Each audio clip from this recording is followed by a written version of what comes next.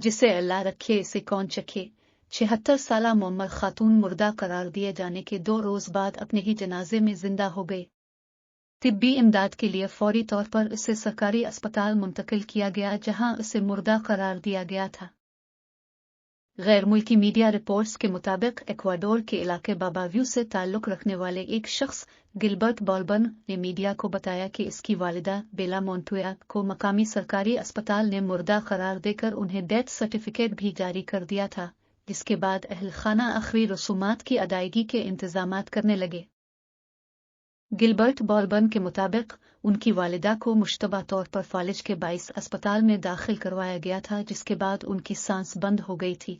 बाद अज़ां उन्हें मशीनों के जरिए तिब्बी इमदाद दी गई, ताहम वो जानबर न हो सकें, जिसके बाद डॉक्टरों ने उन्हें इतवार को मुर्दा करार दे दिया था।